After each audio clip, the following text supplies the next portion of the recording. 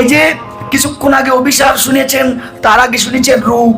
এ বাবা, রূপ হলো স্বরূপ তত্ত্বের কথা। অর্থাৎ গুরুর কাছে যে এই স্বরূপ সম্বন্ধে জানতে হয়। শুধু স্বরূপ সম্বন্ধে জানলে হয় না, তারপর আসে অভিসার, অর্থাৎ কর্মের কথা। অর্থাৎ আপনি আমি কর্ম জেনেছি, কিন্তু কর্ম না করলে সে দেশে যাওয়া যায় না। তাহলে ভেবে দেখুন, কর্ম করে নিম্নগতি ধারাটাকে ঊর্ধ্বগতি করে সুষমার পথে টান দিয়ে যদি সহস্রদল পদ্মে এনে মিলাতে পারে, সেখানে ভক্তের সঙ্গে ভগবানের রাস রসের মিলনটা হয়। দেখেছেন, এগুলো সহস্রদল পদ্ম, যেখানে বিন্দু রূপে ভগবান বিরাজ করছে।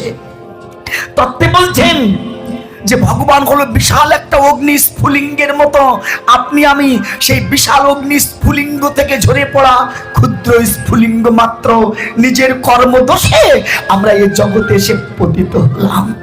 কে বাবা বল?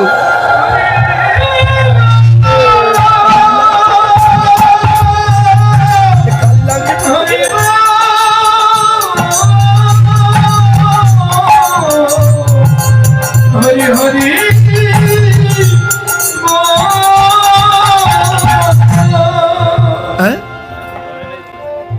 তাই গৌর হরি বল। এই জন্য মায়েরা, এই কর্ম তত্ত্ব খুবই কঠিন তত্ত্ব, ওখানে যাওয়া খুব কঠিন। তাই তো ফুলবন দেখি বৃন্দাবনের সমান।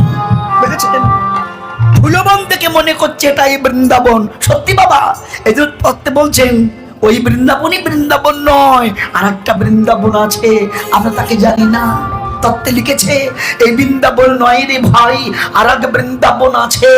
এই বৃন্দাবন নিয়ে যায় সেই বৃন্দাবনের কাছে। কিভাবে যাওয়া যায়?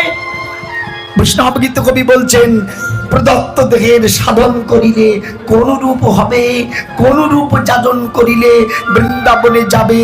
কোন বৃন্দাবনে ব্রজ বিলাসে তরুলতা চারিভিতে, কোন বৃন্দাবনে কিশোর কিশোরী স্বরূপানন্দের সাথে, কোন বৃন্দাবনে রস উপাজয় সুদারি জনম তাই, কোন বৃন্দাবনে বিকশিত পদ্ম ভ্রমর পুষেছে তাই।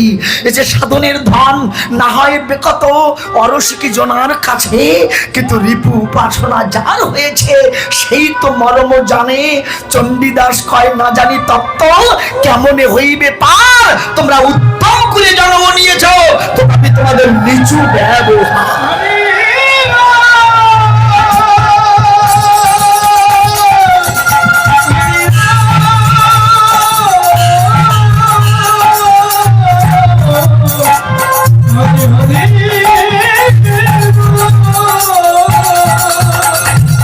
মা, যদি এর কিছু অংশ আমরা ধারণ করতে পারি না,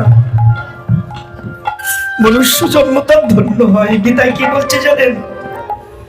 আমার এই দিব্য জ্ঞানের কথা যদি মানুষ অর্জন করতে পারে, সে যদি কর্ম নাও করতে পারে, তথাপি তার পরম গতি লাভ হয়। কেন জানেন? আমরা তো সবাই ভ্রমণ করছি জগতে, আজ আছে কাল থাকবো না। কি ভেবে দেখুন, আজ আছি কাল আমরা থাকবো না। ভেবে দেখুন, মানুষ মারা যায়, কিন্তু এই আত্মতত্ত্ব জ্ঞান এ কোনোদিন মরে না।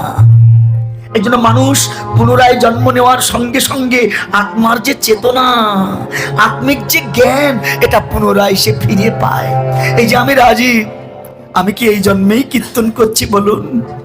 আমি কি আর আজ আপনাদের মতো সাধুগুরু বৈষ্ণবের চরণ ধরি কুড়াচ্ছি বলুন? এটা এক জন্মে হয়নি। আপনারা যে সবাই এসে ভক্ত সঙ্গ করছেন, এটাও কিন্তু এক জন্মে হয়নি। জন্ম জন্ম ধরে স্বীকৃতি থাকলে তবে সাধুগুরু সঙ্গ হয়, তবে ভক্তের সঙ্গ হয়, তবে কৃষ্ণ বলে কাঁদা যায়। এটাও এক জন্মের স্বীকৃতিতে হয় না। এজন্য কত যুগ আমি এমন ভাবে জগতে আসছি আর যাচ্ছি, এমনি ভাবে সাধন করতে করতে যদি কোনোদিন ঈশ্বরের কাছে পৌঁছাতে পারি, তবে এই জন্ম মৃত্যুর চক্র থেকে আমি উদ্ধার হতে পারবো। এর আগে নয়। যতদিন তার চরণে পৌঁছাতে না পারবো, ততদিন এই জন্ম মৃত্যুর চক্করে আমাদের নিষ্পেষিত হতে হবে, বারবার যেতে হবে, বারবার আসতে হবে। তাই তো স্বয়ং ভগবান সেই ফুল বন দেখে মনে করছে এই বুঝি সেই বৃন্দাবন। সেই ভগবান আজ কি করছে জানো মা? সেই সুরতনের তীরে ভক্তগণ সঙ্গে করে মধুমাখা হরি নাম করছেন।